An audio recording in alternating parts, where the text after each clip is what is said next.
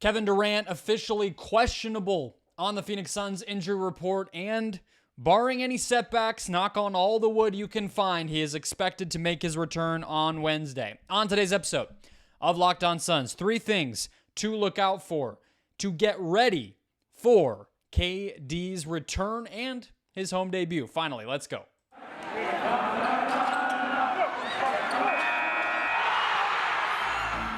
You are Locked On Suns, your daily Phoenix Suns podcast, part of the Locked On Podcast Network, your team every day.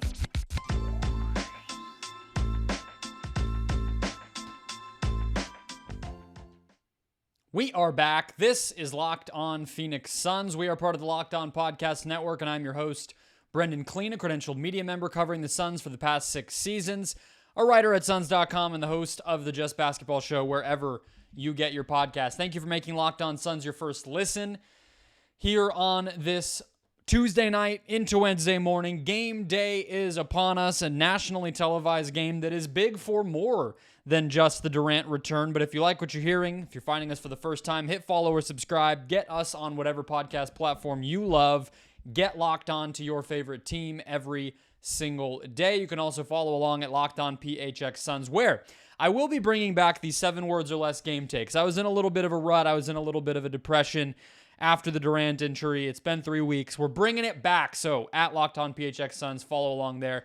New shows will be posted there, but you can also chime in with your comments as well. You can also do that below on YouTube in the comments section. Let's go. A big day in not only the season, not only the week, but really Suns history, if you think about it. We're going to get right down to it. What to watch for, what to expect, what to be ready for as Kevin Durant returns. He is questionable on the injury report, making his way back from the left ankle sprain that he went out with exactly 3 weeks ago to the day on Wednesday. I would expect him to play. Every indication is that he will. Monty did not want to commit to that on Tuesday, which sort of brings us to my first thing to be ready for. What really I think the mood is going to be at Footprint Center on Wednesday. Today's episode is brought to you by Ultimate Basketball GM, though. If you've ever dreamed of becoming an NBA GM and managing your basketball franchise, this game is for you. Download the game by visiting ultimatebasketballgm.com or look it up on your favorite app store. Locked On listeners get a free 100% boost to their franchise when you use the code LOCKED ON. All right, more from them later in the show. So the mood, the vibe, the atmosphere, I think it's going to be a little bit tense. I think it's going to be a little bit yikes, a little bit of the air sucked out of the room, and for good reason. And I think, that's why I think Monty was hesitant to outright say what he expects or doesn't expect as far as KD goes, because I'm not going to try to connect the fact that there was anticipation for the March 8th game to what ultimately resulted in his injury. That would be stupid of me, to be completely honest with you. But I don't think that anyone in that building wants to make Durant feel pressure or to overthink anything or to walk into that building feeling anything other than comfortable getting onto the court, playing with his teammates, playing in front of this fan base, and getting ready for the postseason and ideally a championship run, right? And so that's just first and foremost. That's sort of a 30,000-foot view, what it will feel like. And I'm sure all of you didn't even need me to tell you that because you're already feeling that tension. But more basketball-wise, I think how Chris Paul and Deandre Ayton are integrated, are used, and how they adjust to Booker and Durant's show, which is very much what it was in those 3 games with Durant a few weeks ago. That's the biggest thing to me, all right? I talked about touches a while back. It's hard to find that data for individual games at this point, so I wasn't able to go back and find that exactly, but shot attempts, field goal attempts per 100 possessions in those 3 games with Durant are a very good approximation to show just how little use Paul and Ayton got, all right? So Booker shot almost 34 shot attempts per 100 possessions in those 3 games. Durant was at almost 21 per 100 possessions. Cam Payne was third with almost 19 field goal attempts per 100 possessions in those 3 games. Chris Paul was down at 13. DeAndre Ayton was down at 10.4. And Ayton, with that number, was behind Damian Lee and Jock Landale in terms of field goal attempts per 100 possessions in those Durant games. Usage during those games. Chris Paul, 14.5%. DeAndre Ayton, 12.7%. Remember, with usage, 20 is a good benchmark if you divide up the 5 players on the floor, 100 total percentage of shots and turnovers and possessions used equals 20 per player. Those are both numbers significantly below 20. So with Ayton, I think the questions are a couple things that I think we could see. Do the Suns incorporate more pick and roll with their, at least in the starters' minutes at the beginning of the first, at the end of the second, and at the beginning of the third? Late in games, fourth quarter, you just let the players go to work. Whatever's more comfortable, most comfortable, you don't want to over-orchestrate. But I think specifically Ayton, but even Chris Paul, incorporating more pick and roll rather than the ISOs, and even the off-ball screening actions that we saw to get those two players their shots, Booker and Durant, in those 3 games would be helpful, right? I think it would get both of them going. It would allow them to get a rhythm early in games rather than, going the whole first and second quarter without really feeling involved, and then they're uncomfortable and out of rhythm and whatever the case may be.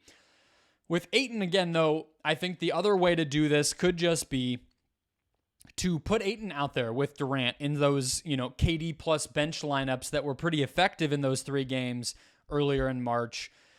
And that would allow you to have, not allow you, but the ripple effect from that would be that Landale and Biyombo play with the starters more. I think Biyombo in particular, as we just saw this past week, is pretty comfortable doing that already. And so I think it could be pretty natural. And then, Ayton is out there to run some pick and roll with Durant, to maybe run the floor, get some offense that way, those types of things, without it needing to come at the expense of as many other players, right? Space out everybody. Whereas in those first 3 games, it was really just Durant out there with the bench and everyone else off. Maybe you put Ayton in there and balance it out even more.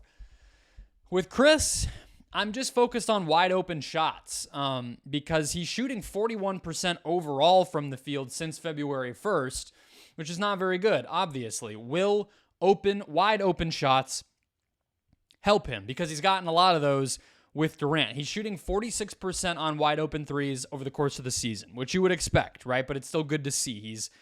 If he has a ton of space and he actually pulls the trigger, which is its own question sometimes, but when he decides to shoot it and he has that space, more often, I guess not more often than not, 46% of the time, to be very specific, but about half the time, it's going to go in, right? That's good. With Durant, in those 3 games, Chris Paul got a whopping 13 wide open threes, which is 4 per game. He made 5 of them, okay?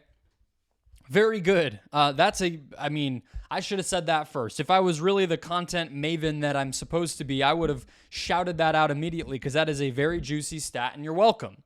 13 wide open threes in 3 games alongside Durant for Chris Paul, and he made 5 of them. All right, so if he just keeps getting those and pulls the trigger when they're there, he's going to get right. He's going to have his field goal percentage increase and, get back on track. I don't have a question about that. But we also know he doesn't just need to take threes, right?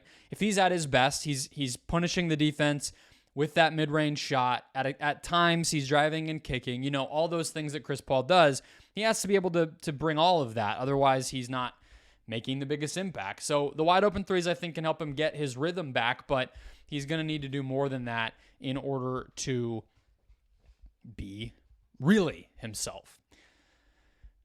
Other thing I'm looking at, do the Suns with the rotation lean offense or defense? I've told you many times I'm done guessing what the rotation will be, but I do think that there's still a conversation to be had about what types of players does Monty Williams play. So we'll talk about that next. First, today's show, guys, brought to you by the Ultimate Pro Basketball GM, the coolest game I've played in a long time. We've always thought it would be great to be an NBA GM. Look, I put my GM hat on a ton from time to time on this show. If you've had the same thought or fantasized about managing your own basketball franchise, go download Ultimate Pro Basketball GM right now. This game allows you to manage every strategic aspect of a franchise, playing through seasons, leading your franchise to glory as you build a dynasty. In the simulation, you're responsible for dealing with challenging personalities, hiring the right coaches, trading and training players, navigating your franchise through free agency and the draft, all in a challenging and realistic game world. They have angry superstars. They have prickly owners. They have ticket sale problems. All of this stuff factors in not just simple trade machine math, but more deep real-world experiences. Locked On Suns listeners get a 100% free boost to your franchise when you use the promo Locked On in the game store. Make sure to check that out. Download the game by visiting probasketballgm.com. Scan the code. Look it up in your favorite app store. Use the code Locked On to get a 100% free boost. That's probasketballgm.com. Ultimate Basketball GM. Start your dynasty today. All right, so the bench has gotten right in the past few games for the Suns. That's a big reason why they're coming off of back-to-back wins to keep the 4 seed and make everybody breathe a sigh of relief. But will that offensive output from the bench continue? Will Monty choose to keep riding the hot hands that have developed over the past week or so? Or will he revert back to more of what we saw the last time that Durant was on the court, when the main minutes getters off of the bench were Cam Payne with 15, Ish Wainwright with 14, Torrey Craig with 12, and Terrence Ross with 13, and then Landale rounding it out with 8 minutes at backup center. Those were the 5, and that's in large part leaning toward defense. In particular, I would say Wainwright and Craig being such significant parts of things. Now, I think Craig still will be, and that's part of what you have to remember, right? Wainwright, TJ Warren, whoever you think might slot in there, you have to remember Craig is coming now back to the bench and will take up a lot. So I don't really consider him too much of offense or defense. Obviously, mostly he's out there to defend, but he can make threes. He knows the offense. He's basically a lock, in my opinion, at least for now. But the more interesting question, and I think Payne is a lock as well, because they just don't have anybody that replaces what he does, right? But I think the biggest questions are, do Warren and Ross continue to get a ton of minutes? Does Monty say, like I talked about with Brandon on Tuesday's show, is it just score, outscore the opponent, do whatever it takes, et cetera, et cetera? And I honestly think the answer to that will be yes. But you also have to remember there are guys from Landry Shamet to Damian Lee to the backup center spot, where Kevin Durant was developing a pretty strong chemistry with Jock Landale, actually. Drop passes, little lobs, all of that type of stuff, because, one of the things that Durant ISOs allow you to do is you don't have to space the floor the old-fashioned way. As long as he's able to keep his dribble, bend the defense with his vision, with his eyes, with his, again, the footwork, everything, keeping the dribble, then you can have somebody in the dunker spot. You can have people cutting. It doesn't have to be pure 5-out, space the floor basketball like it would be when you're running a more traditional pick and roll like the Suns have done in the past. And so Landale, some of these other guys were even a Kogi, Craig, they were far more playable when Durant was out there, because they didn't have to be such balanced, two-way, versatile players. And so I think Landale is a good example of that, where you almost like him because he can fill some of the gaps offensively. He has touch. He has can read the floor better, all those things offensively. But at the same time, we know Biyombo's been playing really well lately. He always does when he gets opportunities, and I wouldn't be surprised if Monty trusted him more. And so that's a little bit of a differentiation too. But again, I think Craig and Payne are locks. I think the question is, does Monty lean offense with the rest of the rotation, meaning Warren over Wainwright, meaning Ross over Shamet, Ross over Lee, Landale over Biyombo? Or does he lean defense, meaning Wainwright gets those minutes, Biyombo gets those minutes, and then probably somebody like Landry Shamet gets the rest of those minutes? Obviously, there are some other factors here, right? Deandre Ayton, I just mentioned, putting him out there in some of those bench-heavy lineups with Durant mixes things up even more. Then you're talking about, okay, rather than the backup center fitting super well with Durant, maybe the backup center needs to fit well with the other starters, meaning maybe you're back to Biyombo, right? Payne. Do the Suns like to play Payne and Paul together, which is something that they've done at times but never really committed to? In that case, well, what does that look like? Is Booker getting time with the bench unit in some cases? Like, there's these trickle downs. Nothing's going to be one-to-one, which is why I'm trying to make it more of a question. What you should be looking for, what I will be looking for, is not so much who plays and whatever and the minute breakdown and all that, because that can get boring and that can get very different game to game. The variance on it is going to be there. Instead, what types of players, what are the lineup constructs and the style of basketball that Monty tries to pull out of the group by choosing which players to put out there? Lastly, this game is big, guys. So those were some things to look at from Durant's side, but whether Durant returned tonight or not, it was going to be a very big game in the standings, national TV, against an opponent that is making a run right now. We'll get into all of that next. First, today's show brought to you as well by FanDuel. The tournaments are heating up, and there's no better place to get in on the action than FanDuel, America's #1 sports book, an official sports betting partner of the NBA as well. That's because new customers get a no-sweat first bet up to $1,000. That's $1,000 back in bonus bets if your first bet doesn't win. Just go to FanDuel.com/lockedon and sign up today to claim your no-sweat first bet. Then you can wager on everything from the money line to point spread to which team will be cutting down the net, all on an app that's safe, secure, and super easy to use. The Suns, of course, have their odds here as well for Wednesday night's game against the Minnesota Timberwolves. They are currently 6-point favorites, -240 on the money line. The over-under is 235, which is a pretty high one. We'll talk about it in a second. I might go under on that one. That seems pretty good. That all said, don't miss your shot at a no-sweat first bet up to $1,000 when you join FanDuel today. Just go to FanDuel.com/lockedon to sign up and get in on the action. Make every moment more with FanDuel, an official sports betting partner of the NBA.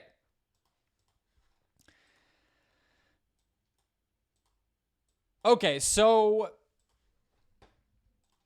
the Minnesota Timberwolves are one of the hotter teams in basketball right now. Against all odds, they have won 4 straight. And so they are coming in with some momentum behind them. They got Karl-Anthony Towns back. They got Anthony Edwards back from an injury that proved to be much less severe than it originally looked when he turned his ankle. And so they are at full strength, basically for the first time all season, or at least the first time in a while. Then they made a big trade with D'Angelo Russell and Mike Conley at the deadline. So this is the Minnesota Timberwolves in all of their glory, and they are feeling themselves. And so the Wolves winning on Wednesday night would put them a half game back from the Suns with that win, all right? For those who haven't really had to think about Minnesota that much, which is yet another team that we're sort of weighing against the Suns in the standings because the West is silly and everybody is 500, the head-to-head, if the Minnesota Timberwolves were to win tomorrow night, the head-to-head would be tied. I think it would be 1-1. I think the Suns beat them earlier in the season, and this would be game number 2, which in this hypothetical would go to Minnesota. 1-1. That is a tie, which means you move to the next tiebreaker, which is conference record. And Minnesota is either completely a lock to own that tiebreaker or a significant likelihood, especially if they were to win this game. Right now, the Suns are 25-20 in their conference, and the Minnesota Timberwolves are 27-20. So you would imagine the Suns move to 25-21, the Wolves move to 28-20. That's a pretty difficult bridge to gap by the end of the season. So that tiebreaker would almost surely go Minnesota's direction there as well, meaning that if they were tied in the standings at the end of the season, the Wolves would actually get the higher seed. Pretty crazy, right? You didn't think that Minnesota was going to be in some sort of position to really push the Suns, but here we are. And so where does that leave us? I think there's two things on either side, right? So let's go Suns first. The Suns have a feeling of desperation about them right now. I mean, that's not exactly the most basketball breakdown type of observation to make, but Monty Williams was pretty vocal after the Sixers win and again after the beating the Jazz of just how badly this team needed some positive energy. I think the free throw disparity conversation dating back all the way to the game against Giannis and the Bucks, then the Lakers game, then the Kings game didn't really have that, but that conversation was there. I guess the Kings game sort of did. And then Monty gets fined. Booker's getting, back to some of the more frustrating patterns of getting into it with officials. And, you start to worry about if it's going to get in his head. He's, that whole thing. Plus the Ayton injury, I think that kind of coalesced at a bad time for this team. And it wouldn't surprise me if losing those games, I think they lost 7 of 8 at one point before the past 2 wins, if it was starting to get in their head a little bit, not having KD, not knowing for sure when he's coming back, then DA goes out again and you're losing and the refs feel like they're against you every night and on and on. Plus the postseason's coming. It's creeping up on you. It's right around the corner. I'm sure that a lot of the guys in that locker room were just getting antsy, getting nervous, getting anxious about, hey, is this going to happen? Are we all good here? Is this what we thought it was going to be? Or is this something where we figure it out, try our best, and really get ready for October? I don't think anyone was getting that far ahead of themselves, but they're human. This has been a weird, stupid, frustrating season for anyone who cares about the Suns, let alone the people who play on the team, right? So I wouldn't be surprised if all of that was in their brains. They're able to get over the hump against Philadelphia, a clearly limited, hurt, whatever, tired version of Joel Embiid and no Harden, and they beat them. Then they take care of business against the Jazz like they needed to, and now it's a sigh of relief. 2 wins in the bag, 4 seed is still right there, and Durant's coming back. So they're rolling. They're good. I think the Suns are fine, and they're back at home, which is also nice. In LA, in Sacramento, in Philadelphia, those are 3 bad environments, and they were all close games. On the Wolves side, it's about defense to me, okay? And so Minnesota is 9th in defense in the league this season. Bet you did not expect that. I guess the Gobert trade maybe did help in some of the ways that we thought. Minnesota being 9th in defense, New Orleans being 6th, and Chicago being 5th. I guess I don't know what's going on. I think we got to really reevaluate what we value there. But Minnesota's defense is legit. You would think some of these teams, it's just a big 82-game sample of teams missing threes against them. There's not always a lot of effect that a team can have against an opponent on the three-point side of things. But the Wolves have actually been on the less lucky side of that. Teams are actually making threes against them, and yet still the Wolves are holding opponents to the 7th worst effective field goal percentage in the league, meaning that opponents are missing at the rim, missing from mid-range, and those are, especially at the rim, areas where the defense can have a bigger effect, and somewhere where Gobert in particular has almost always had a positive impact. So that's still going to be there, but fortunately the Suns don't really attack the rim. So maybe you see Ayton have a quiet night, contrary to what I said at the beginning. It could just be a matchup thing where it takes him maybe another game before he is able to get a rhythm. Maybe the Suns don't even actually go at that, try to build in opportunities for him, TBD. The other thing about Minnesota, though, is they force turnovers, and we know that can be a problem for the Suns. Now, with Durant, I didn't get the numbers for this, but watching it, they passed less, right? We talked about the pick and roll. They didn't really run as much pick and roll. They didn't run as much quote-unquote 0.5 offense like we've seen Monty's teams do here in Phoenix. They would toss it into the high post, run a quick off-ball action, one pass, and it's a shot. That's not a bad thing. They were amazing. Everybody was getting crushed by them, yet, it's also going to limit turnovers. And so maybe that's a good thing. Maybe that's another way that the Suns have a little bit of an advantage against Minnesota here, is that they're not going to play into their hands, turning defense into offense like the Wolves can do to you.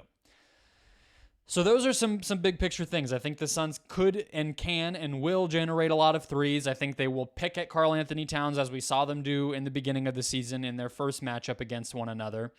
Make him chase players off ball as much as possible. Make him play team defense, be aware of his surroundings and all that stuff. Maybe they can be another team that gets it going from deep against Minnesota. But also, they're going to take shots from mid-range. And yes, teams have missed those in large part. I think Jaden McDaniels is somebody who can contest from behind, recover guarding pick and rolls. Anthony Edwards probably the same. Mike Conley's pretty pesky getting through screens. So it won't be easy, but the Suns are the Suns. They're going to make those shots. It might be a mid-range battle for Phoenix. As far as matchups go, my guess is that in a lot of ways it's pretty chalk, but they're going to have to account for Towns, and that's where things get interesting, right? So I think Conley will guard Paul. I think Ant will guard Book. I think McDaniels will guard Durant, which will be probably the single most fun matchup of the night. I'm very excited. I think Jaden McDaniels is a super fun young player. Even Durant having to guard him is not going to be a cakewalk. And then I think Gobert guards Ayton, which leaves Towns to guard Okogie.